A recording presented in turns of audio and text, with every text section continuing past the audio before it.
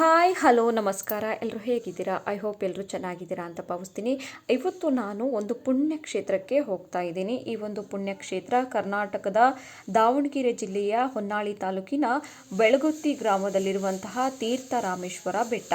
ಈ ಒಂದು ಬೆಟ್ಟಕ್ಕೆ ಹಲವಾರು ಇತಿಹಾಸ ಇದೆ. ತ್ರೇತಾಯುಗದಲ್ಲಿ ಶ್ರೀರಾಮನು ತನ್ನ 14 ವರ್ಷಗಳ ವನವಾಸದ ಸಂದರ್ಭದಲ್ಲಿ ದಕ್ಷಿಣ ಭಾರತದ ಹಲವಾರು ಕಡೆ ಹಾದು ಹೋಗಿದ್ರು. ಆ ಒಂದು ಸಂದರ್ಭದಲ್ಲಿ ಹೋದ ಜಾಗಲೆಲ್ಲ ಕುರುಹುಗಳನ್ನು ಬಿಟ್ಟು ಹೋಗಿದ್ರು ಅನ್ನುವಂಥ ಒಂದು ಮಾತಿದೆ. ಅದೇ ರೀತಿಯಾಗಿ ಕಾಶಿಯ ಗಂಗೆ ಶಿವನ ಲಿಂಗು ಪ್ರತಿಷ್ಠಾಪನೆ ಮಾಡಿದ್ದು, ಹೀಗೆ ಸಾವಿರಾರು ಇತಿಹಾಸವನ್ನು ಹೊಂದಿರುವಂತಹ ತೀರ್ಥರಾಮೇಶ್ವರ ಬೆಟ್ಟಕ್ಕೆ ನಾನಿವತ್ತು ಬಂದಿದ್ದೀನಿ. ಈ ಒಂದು ಗಂಗೆ ನೀರು ಈ ಒಂದು ಪುಣ್ಯಕ್ಷೇತ್ರಕ್ಕೆ ಹಲವು ಇತಿಹಾಸವನ್ನು ಹೊಂದಿರುವಂಥದ್ದು.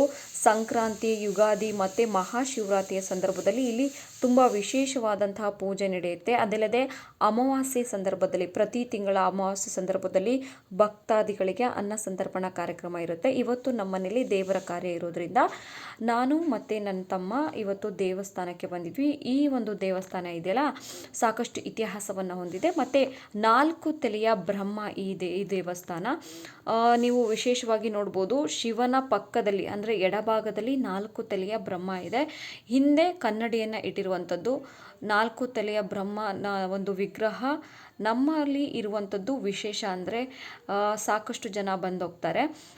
ಹಲವಾರು ಅಂದರೆ ಬೇರೆ ಬೇರೆ ರಾಜ್ಯಗಳಿಂದ, ಬೇರೆ ಬೇರೆ ಜಿಲ್ಲೆಗಳಿಂದಲೂ ಸಹ 4 ತಲೆಯ ಬ್ರಹ್ಮನನ್ನು ನೋಡಲು ಸಾಕಷ್ಟು ಭಕ್ತಾದಿಗಳು ಬಂದೋಗ್ತಾರೆ. ಇದಕ್ಕೆ ವಿಶ್ವನಾಥ ಅಂತಲೂ ಕರೀತಾರೆ. ಈ ಒಂದು ಲಿಂಗಕ್ಕೆ ಕಾಶಿ ವಿಶ್ವನಾಥ ಅಂತಲೂ ಸಹ ಕರೀತಾರೆ. ಹಲವು ಹೆಸರುಗಳನ್ನು ಸಹ ಈ ಒಂದು ದೇವಸ್ಥಾನ ಹೊಂದಿದೆ ಅಂದರೆ ತಪ್ಪಾಗಲಿಕ್ಕಿಲ್ಲ.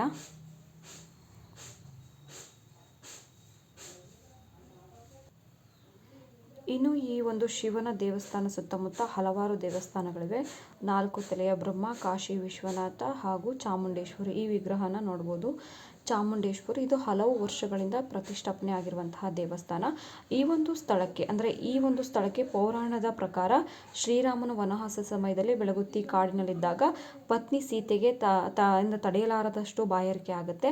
ಆ ಒಂದು ಸಂದರ್ಭದಲ್ಲಿ ಪತಿಗೆ ಅಂದರೆ ರಾಮನಿಗೆ ಹೇಳಿದಾಗ ನೀರು ಬೇಕು ಅಂತ, ಸೀತಾ ಕಾಶಿಯಿಂದ ನೀರು ಬೇಕು ಅಂತ ಹೇಳ್ತಾಳಂತೆ. ಆಗ ರಾಮ ತನ್ನ ಬಾಣ ಪ್ರಯೋಗ ಮಾಡಿ ಕಾಶಿಯಲ್ಲಿ ಹರಿಯುವ ಗಂಗಾ ನದಿಯ ನೀರನ್ನು ಉಕ್ಕುವಂತೆ ಮಾಡ್ತಾನೆ ಅನ್ನುವಂಥ ಒಂದು ಪ್ರತೀತಿ ಇದೆ.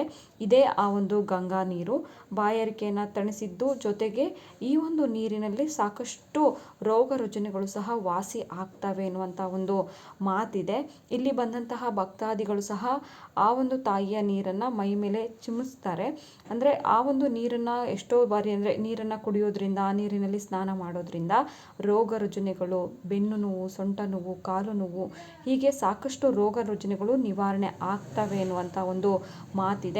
ನೋಡ್ಬೋದು ಎಷ್ಟು ವಿಶಾಲವಾದಂತಹ ಒಂದು ದೇವಸ್ಥಾನ ಅಂತಲೇ ಹೇಳ್ಬೋದು. ಇದು ಗುಡ್ಡದ ಮೇಲೆ ಇರುವಂಥದ್ದು, ಅಂದರೆ ಬೆಟ್ಟದ ಮೇಲೆ ನಿರ್ಮಾಣವಾಗಿರುವಂತಹ ಒಂದು ಸುಂದರ ಶಾಂತ ಪ್ರದೇಶ ಅಂದರೆ ತಪ್ಪಾಗಲಿಕ್ಕಿಲ್ಲ.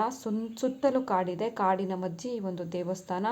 ಸಾಕಷ್ಟು ಊರುಗಳಿಂದ, ದೂರಗಳಿಂದ ಜನರು ಬಂದು ಇಲ್ಲಿ ವಿಶ್ರಾಂತಿಯನ್ನು ಪಡೀತಾರೆ. ಹಾಗೂ ಈ ಒಂದು ದೇವಸ್ಥಾನಕ್ಕೆ ಬಂದಂತಹ ಭಕ್ತಾದಿಗಳು ನೋಡ್ತಾ ಇರ್ಬೋದು, ಈ ಒಂದು ನೀರನ್ನು 3 ಬಿಂದಿಗೆಯಷ್ಟು ನೀರನ್ನು ಮೈ ಮೇಲೆ ಹಾಕಿ ಸ್ನಾನ ಮಾಡ್ತಾರೆ. ಯಾಕೆಂದರೆ ರೋಗ ರುಜಿನಗಳು ಸಹ ನಿವಾರಣೆ ಆಗ್ತವೆ ಅಂತ. ಅದಲ್ಲದೆ ಈ ಒಂದು ಬೆಟ್ಟದಿಂದ ಕೆಳಗೆ ಬಂದರೆ ಅಲ್ಲಿ ಒಂದು ನಂದಿ ವಿಗ್ರಹವೂ ಸಹ ಇದೆ. ನಾವೊಂದು ಚಿಕ್ಕವರಿದ್ದಾಗ ತುಂಬ ಅಂದರೆ ರಜೆ ಬಂತು ಅಂದರೆ ಸಾಕು ಈ ಒಂದು ದೇವಸ್ಥಾನಕ್ಕೆ ಹೋಗ್ತಾ ಇದ್ವಿ. ಯಾಕೆಂದರೆ ನಾವು ಸಹ ಬೆಳಗುತ್ತಿಯವರಾಗಿರೋದ್ರಿಂದ ನಾವು ಈ ಒಂದು ದೇವಸ್ಥಾನಕ್ಕೆ ಹಬ್ಬ ಹರಿದಿನಕ್ಕೆ ಬರಬೇಕು ಅನ್ನೋ ಮಾತೇ ಇರಲಿಲ್ಲ. ನಮ್ಗೆ ಯಾವಾಗ ಮನಸ್ಸಿಗೆ ಬರುತ್ತೋ ಅವಾಗ ಶಾಲೆ ಸ್ಕೂಲ್ ಮುಗಿಸ್ಕೊಂಡು ಸಹ ಬಂದುಬಿಡ್ತಾ ಇದ್ವಿ. ಇಲ್ಲೆಲ್ಲ ನಾವು ಈಗೆಲ್ಲ ಹೋಗ್ತಾ ಇದ್ದೀವಿ ಅಂದರೆ ಈ ದಾರಿಗಳು ನಮ್ಮ ಬಾಲ್ಯವನ್ನು ಸಹ ನೆನ್ಪು ಮಾಡ್ತವೆ. ನಾನು ಹೇಳಿದ್ನಲ್ಲ ನಂದಿ ವಿಗ್ರಹ ಅಂತ. ಈ ಒಂದು ನಂದಿ ವಿಗ್ರಹದಲ್ಲಿ ನಾವು ತುಂಬ ಚಿಕ್ಕವರಿದ್ದಾಗ ಇದರ ಮೇಲೆ ಹತ್ತಿ ಕೂತು ಆಟ ಆಡ್ತಿದ್ವಿ. ಇವಾಗ ಅಂದರೆ ಏನೋ ಚಿಕ್ಕವರಿದ್ದಾಗ ನಾವೇನು ಮಾಡಿದ್ರು ನಮ್ಗೆ ಸರಿ ಅನಿಸ್ತಿತ್ತು. ಸೊ ಈ ಒಂದು ನಂದಿ ವಿಗ್ರಹವನ್ನು ನೋಡ್ಬೋದು. ಈ ಒಂದು ನಂದಿ ವಿಗ್ರಹಕ್ಕೂ ಸಹ ತನ್ನದೇ ಆದಂಥ ಒಂದು ಇತಿಹಾಸ ಇದೆ. ನಂದಿ ವಿಗ್ರಹವನ್ನು ಸಹ ಪೂಜೆ ಮಾಡ್ತೀವಿ. ಯಾಕಂದರೆ ಮನೇಲಿ ಯಾವುದೇ ಒಂದು ಶುಭ ಕಾರ್ಯ ನಡಿಬೇಕು ಅಂದರೆ ನಮ್ಮ ಊರಿನಲ್ಲಿ ಸುತ್ತಮುತ್ತ ಇರುವಂತಹ ನಾವು ನಂಬುವಂತಹ ಒಂದು ದೇವಸ್ಥಾನಗಳಿಗೆ ಹೋಗಿ ಪೂಜೆಯನ್ನು ಮಾಡಿ ಬಟ್ಟೆಯನ್ನು ಕೊಟ್ಟು ಒಂದು ಪ್ರಸಾದವನ್ನು ಸಹ ಮಾಡಿಸ್ತೀವಿ. ನೋಡ್ತಾ ಇರ್ಬೋದು ನಂದಿ ವಿಗ್ರಹ, ಜೊತೆಗೆ ಸುತ್ತಲೂ ಅರಣ್ಯ ಇರುವಂಥ ಒಂದು ಪ್ರದೇಶ. ಮಳೆಗಾಲದಲ್ಲಂತೂ ಅಂದರೆ ಮಳೆಗಾಲದಂಥ ಸಂದರ್ಭದಲ್ಲಿ ಈ ಒಂದು ಪ್ರದೇಶ ಇನ್ನೂ ಸಹ ಸೊಗಸಾಗಿ ಸುಂದರವಾಗಿ ಕಾಣುತ್ತೆ. ಸಾಕಷ್ಟು ಜನರು ಸಹ ಇದುವರೆಗೂ ಸಹ ಒಂದು ನಂಬಿಕೆಯನ್ನು ಉಳಿಸ್ಕೊಂಡಿರುವಂಥ ಒಂದು ದೇವಸ್ಥಾನಕ್ಕೆ ಬಂದು ಹರಕೆಯನ್ನು ಸಹ ತೀರಿಸ್ತಾರೆ. ನಾವು ಸಹ ಪ್ರತಿ ಒಂದು ಬೇಸಿಗೆ ರಜಕ್ಕೆ ನನ್ನ ಮಕ್ಕಳ ಜೊತೆಗೆ ಈ ಒಂದು ದೇವಸ್ಥಾನಕ್ಕೆ ಬಂದು ಹೋಗ್ತೀನಿ. ಈ ಒಂದು ವಿಡಿಯೋ ನಿಮಗೆ ಇಷ್ಟ ಆಗಿದ್ದರೆ ಲೈಕ್ ಮಾಡಿ, ಶೇರ್ ಮಾಡಿ. ಹೀಗೆ ಹಲವಾರು ಇತಿಹಾಸ ಹೊಂದಿರುವಂತಹ ಜೊತೆಗೆ ನಿಮಗೆ ಇಷ್ಟವಾಗಿರುವಂತಹ ಅಡುಗೆಗಳನ್ನು ಸಹ ನನ್ನ ಒಂದು ಯೂಟ್ಯೂಬ್ ಚಾನಲ್ಲಿ ನಾನು ಶೇರ್ ಮಾಡ್ತಾ ಹೋಗ್ತೀನಿ. ನೋಡ್ತಾ ಇರ್ಬೋದು ಎಷ್ಟು ವಿಶಾಲವಾಗಿದೆ. ಇಲ್ಲಿ ಮದುವೆ ಆಗಿರ್ಬೋದು, ನಿಶ್ಚಿತಾರ್ಥಗಳಾಗಿರ್ಬೋದು, ಮಕ್ಕಳ ನಾಮಕರಣವು ಸೇರಿದಂತೆ ಹಲವಾರು ಕಾರ್ಯಕ್ರಮಗಳು ಸಹ ನಡೀತವೆ. ಮತ್ತೆ ಸಿಗ್ತೀನಿ. ಧನ್ಯವಾದ.